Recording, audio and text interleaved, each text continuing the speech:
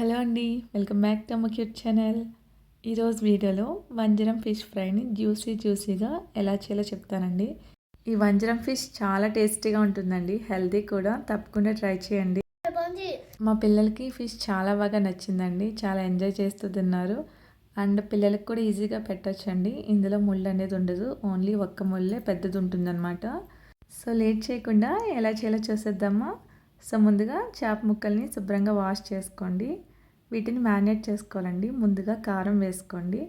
కారం, పసుపు, సరిపడా ఉప్పు వేసుకోండి. అందులోనే గరం మసాలా పౌడర్, కొద్దిగా ధనియా పౌడర్, కొద్దిగా జీలకర్ర పౌడర్, మిరియాల పౌడర్ వేసుకోండి. అందులోనే 1 స్పూన్ అల్లం వెల్లుల్లి పేస్ట్ వేసి బాగా కలపండి. అందులో ఆయిల్ ప్లేస్లో వాటర్ వేసుకుని కలపండి ముద్దలాగా. ఓకేనా. సో ఇందులో ఆయిల్ వేయక్కర్లేదండి. ఈ వంజరం ఫిష్ ఫ్రైకి మనకి ఫాస్ట్గానే ఫ్రై అయిపోతుంది. ఈ విధంగా బాగా కలిపిన తర్వాత అందులో కొద్దిగా నిమ్మరసం పిండుకొని వాటిని కూడా బాగా కలపండి. ఇలా కలిపిన మసాలా పేస్ట్ని చేప ముక్కల మొత్తానికి బాగా పట్టించండి. కొద్దిగా జోరుదనం కోసం వాటర్ వేసుకొని లైట్గా ఇలా వేసిన తర్వాత చేప ముక్కలకి రెండు వైపులా బాగా పట్టించండి. ఓకేనా.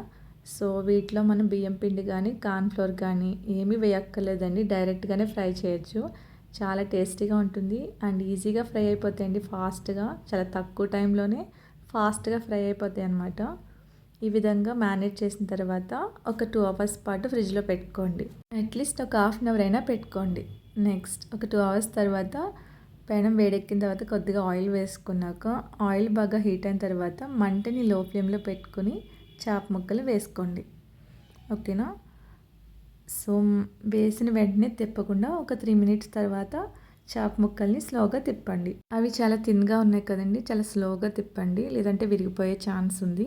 నేను చూపిస్తున్న విధంగా హీట్ ఆయిల్ని ఈ విధంగా ఫిషెస్ పైన వేసుకోండి. దానివల్ల ఏం లేదండి, జస్ట్ మ్యారినేషన్ అనేది పోకుండా ఉంటుంది అనమాట. మనం కార్న్ఫ్లోర్ కానీ బియ్యం పిండి కానీ వేయలేదు కదా, సో అందుకని ఆ విధంగా ఆయిల్ అనేది స్ప్రింకిల్ చేసుకోండి. ఈ విధంగా 3 మినిట్స్ తర్వాత అన్ని ఫిషెస్ని ఈ విధంగా టర్న్ చేయండి. వాటిని కూడా ఇంకో 3 మినిట్స్ పాటు వేయించండి. మంటని లో టు మీడియం ఫ్లేమ్ పెట్టుకోండి. కరివేపాకు రెమ్మలు కూడా వేసుకోండి, ఫ్లేవర్ చాలా బాగుంటుంది. అందులోనే ఒక 5-6 వెల్లుల్లి రెబ్బలు కూడా వేసుకోండి. ఓకేనా. 3 మినిట్స్ తర్వాత వాటిని కూడా ఈ విధంగా స్లోగా టర్న్ చేయండి. సో 1 టైంలోనే మనకి బాగా డీప్ ఫ్రై అయిపోతాయండి. వీటిలో చాలా రకాల హెల్త్ బెనిఫిట్స్ ఉన్నాయండి. మెయిన్ రక్తపోటుని తగ్గించడానికి ఈ ఫిష్ చాలా బాగా యూజ్ అవుతుందన్నమాట. వీటిలో ఉండే ఒమేగా 3 ఫ్యాటీ యాసిడ్లు గుండె జబ్బుల్ని నివారించడానికి సహాయపడతాయి అన్నమాట.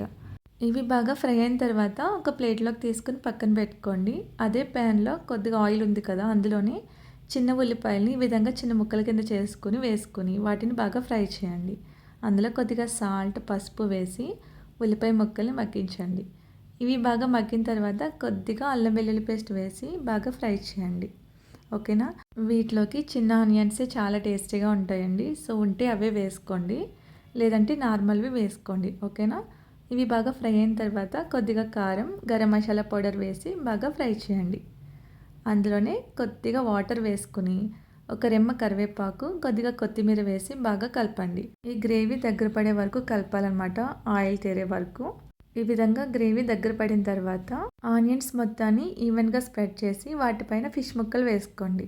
ఇలా ఫిష్ ముక్కలన్నీ వేసిన తర్వాత గరిటతో ఈ మొత్తం ఆనియన్స్ అనేవి కింద పైన పడే విధంగా బాగా కలపండి.